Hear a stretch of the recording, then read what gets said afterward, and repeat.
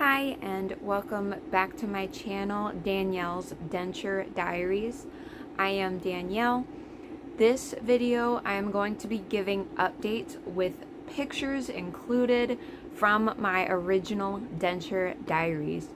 If you're interested, please keep watching.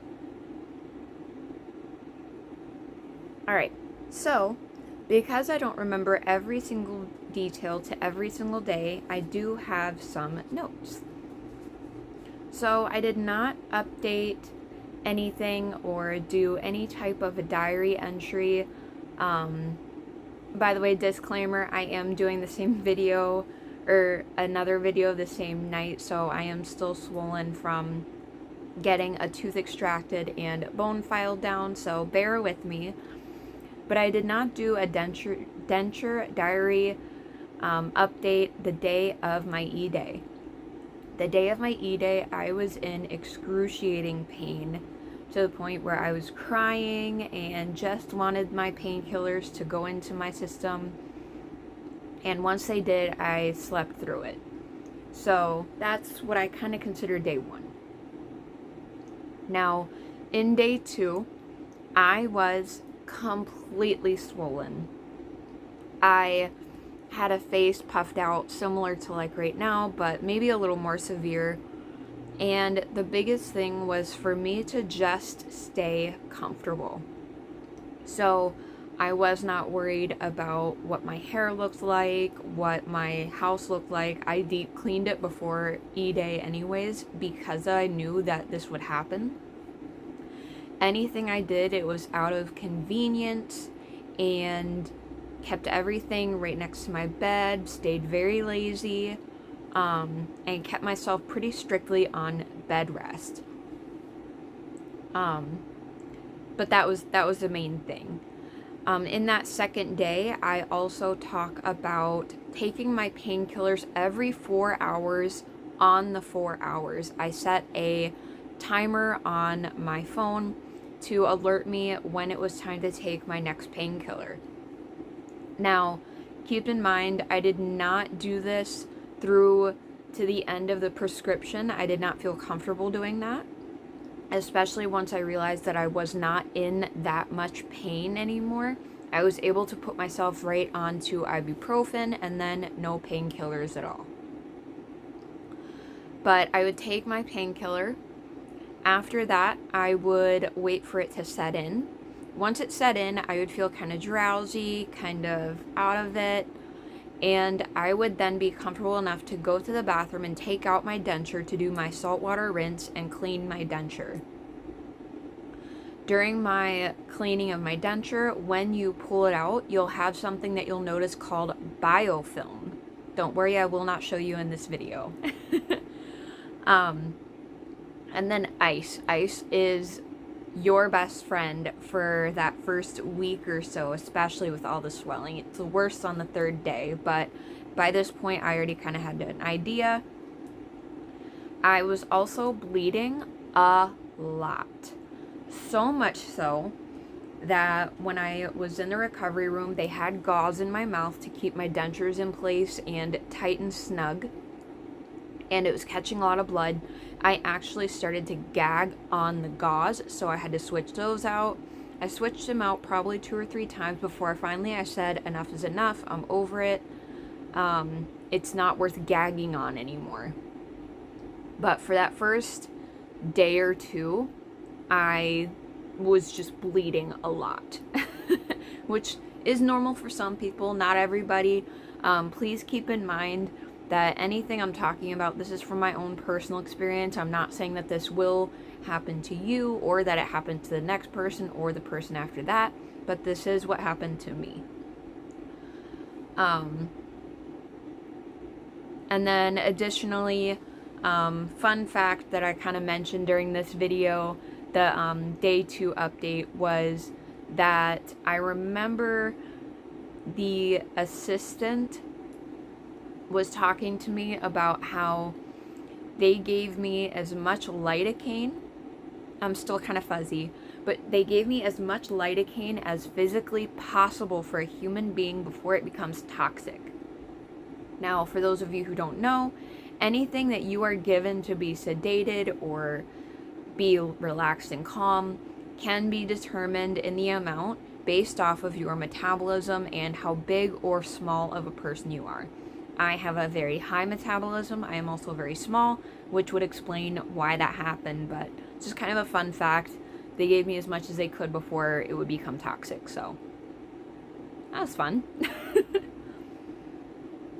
Additionally, she also mentioned that originally they had the sedation IV in my elbow. I think she had said that the vein collapsed. Again, I'm kind of foggy on that detail. So they ended up moving the IV to the back of my hand instead, which, fun fact about me, needles in the back of my hand are a no-go, so I'm glad I was asleep for that. I did not wake up. So the next update that I have is going to be day 4.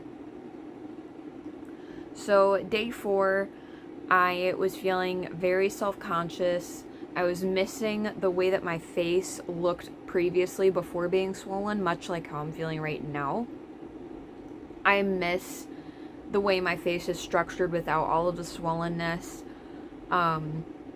In day 4, I also had noticed that with the dentures in my mouth, I could not completely close my lips together. They stayed open just a smidge, which was very irritating as well. I was eating all the time. I still am. Because I can't sit there and mow down like a steak, vegetables, and a baked potato, I just eat a lot.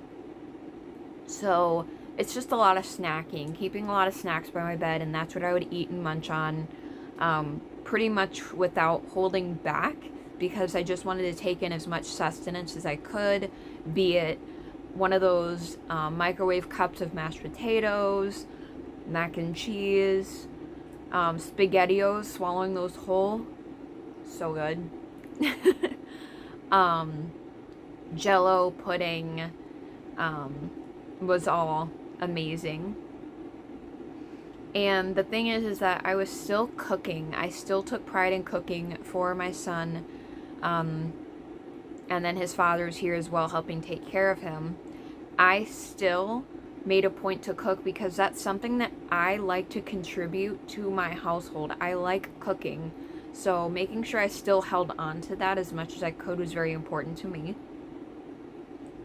And then I was also debating between wanting to keep my dentures in so I could keep practicing talking, or do I want to take them out, let my gums heal even faster, and then put them in after the fact. Which, as you can see, I leave my tops in quite a bit, or at least I put them back in pretty right away, but my bottoms I'm still not wearing, and I'll touch on that here in a bit. At this point, I loved saltwater rinses. It gave me a chance to take this denture out, the dentures, rinse them out, put some like warm salt water on my gums, felt so good. Oh my gosh, it was so relaxing and just felt good. If you can, I recommend that you set up your bathroom in a way that maybe you have a nice makeup chair, have a nice lamp turned on in there. It doesn't have to be the whole full-fledged bathroom light. I tried to make it as much like a spa as I could, just so that it would be relaxing. But anyways, I also am crying in this video because I am an open book. I tend to wear my heart on my sleeve quite a bit. And at this point, I was thinking about being judged and what is it going to be like. Not that I'm worried about telling someone I have dentures, but that they're going to jump to conclusions about why I have dentures. Again, not that it should ever matter. I know why I got them, and that's the most important part. Only an uneducated person would jump to conclusions and judge someone for having a prosthetic. But I digress. And this is the part where I also touch on my theory about why and how was I born without enamel.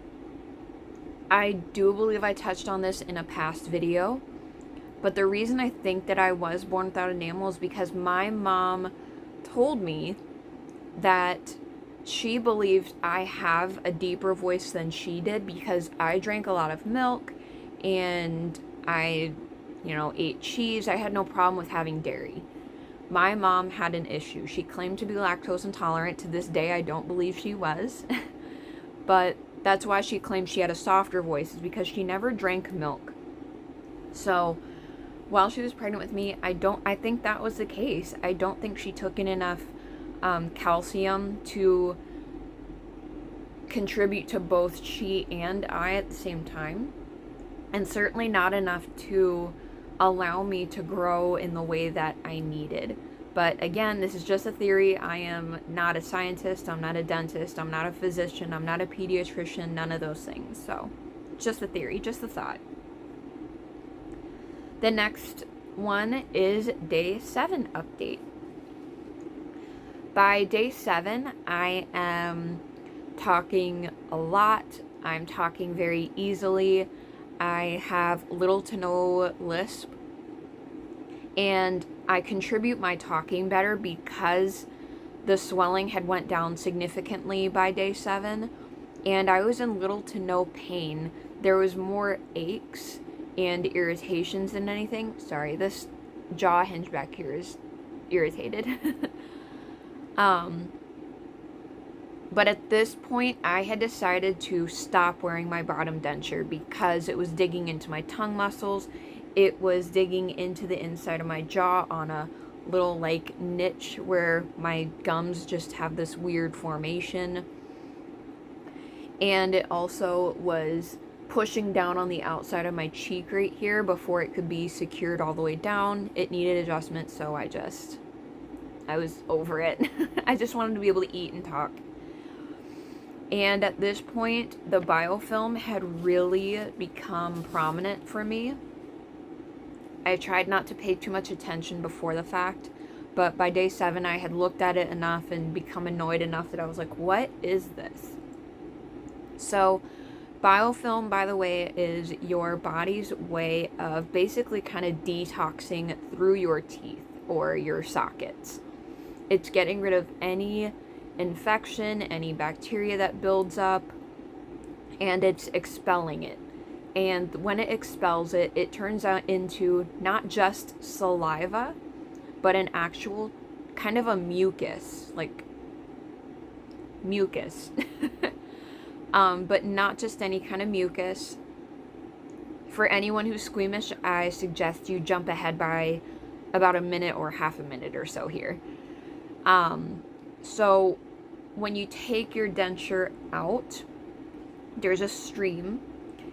And for me, it wasn't like just a saliva stream where you break it off pretty easily. It was almost like it was such a strong, thick mucus that you're almost like breaking and pulling hair out of your mouth. It's pretty awful, but that's why you have to keep up with your saltwater rinses. I also not only had looked at the biofilm, but I looked at my gums. And I was mortified. So, cue ugly crying face again. I was mortified because where there should stand beautiful teeth, it just looks like it looks like your gums got butchered. And they did. That's not to take away from what just happened. It's traumatic. And you can see the trauma. It's traumatic.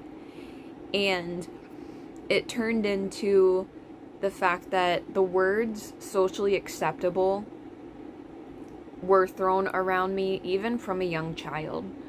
Having teeth that were breaking and falling apart already had an impact on me.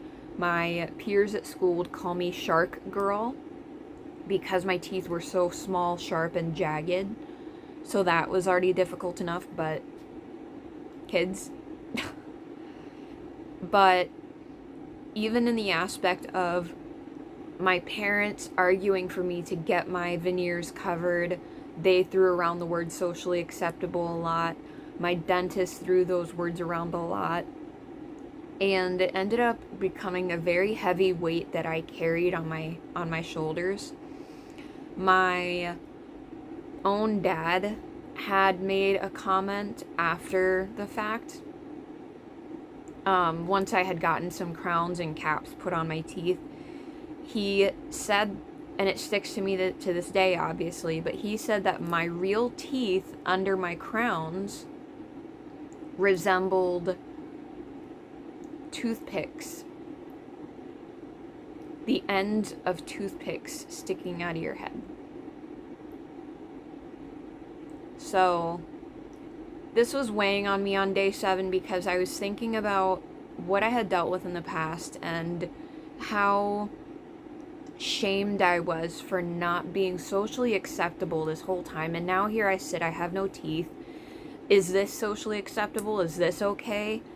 And as an adult, yeah, it's okay. You have dentures, they're a prosthetic. It's okay. Like, stop with the being socially acceptable. Why didn't we worry more about the fact that I needed to be able to eat? Isn't that important to have teeth? I digress. That's another rant, but that's what was weighing on me on day 7. And then I ended up having a pretty awesome epiphany by the end of this day 7 log. Is I said, this sucks, but the me in the future is going to look back and be thankful that I did this. Because if you watch my last video that I'll be uploading tonight, I talk about looking to the future. And that future me is going to look back and be thankful that I'm smiling in pictures, I'm talking with confidence, I'm doing my job better than ever, like all these different things. I now have the possibility and the potential to look at other things and address them besides just my teeth, day in and day out. So that was a really good way to end that day. And then the last day I'm going to talk about is day 10. Day 10, I did this log without dentures. So, I'm actually really proud. I'm not going to show a full-on smile without dentures, but I am proud. And it was because I did my full hair, I did full makeup, and it was the end of the night. I had taken my teeth out, and I was like, you know what? I still feel like I look good. So I'm going to seize the moment. So I captured it, and I'm glad I did. So something that I mentioned in the beginning of that video is the fact that my front tooth was such a headache before my teeth were removed. I would literally be at work talking on a conference call or talking to my team or talking to a potential client one-on-one, and my front tooth, when I was talking to a client, my front tooth came out. It's on the floor. It's funny, but it's not funny. It's on the floor. Do you guys know, do any of you know how hard it is to play something off like that? Have you ever, and I know it's out there, people have dealt with stuff like this before, I can't be the only one. Have you ever had a dental issue that you had to hide and play things off? The anxiety is unreal. And you have those few seconds of like, who saw that? Who am I looking at? Who saw that? How do I play this off?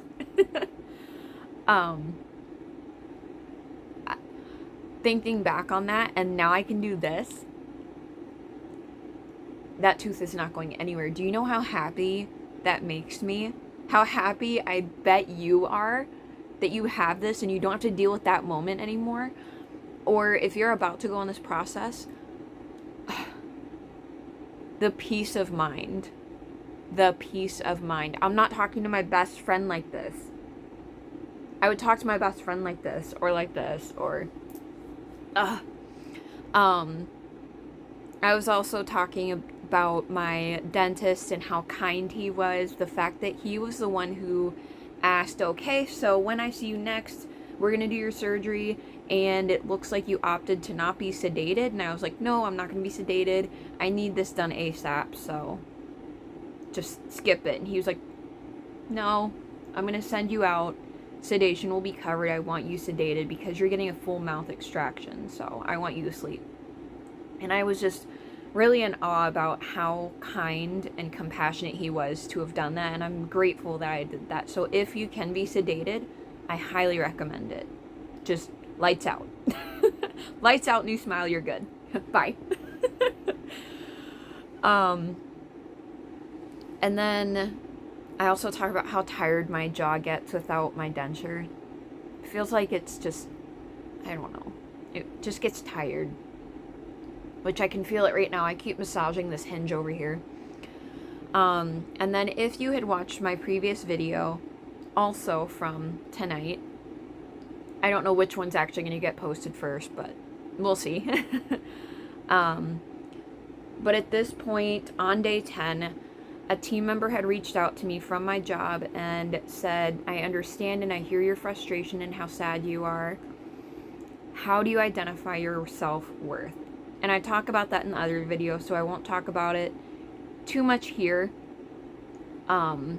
It's in the video where I'm talking about the mental and emotional stresses of getting dentures. So if you want to hear more about that, go check out that video quick. But what I will say is that I thought about it a lot, because it really did eat at me. Like, how can I not find my worth? I'm a human. And every human, in my opinion, is worth something.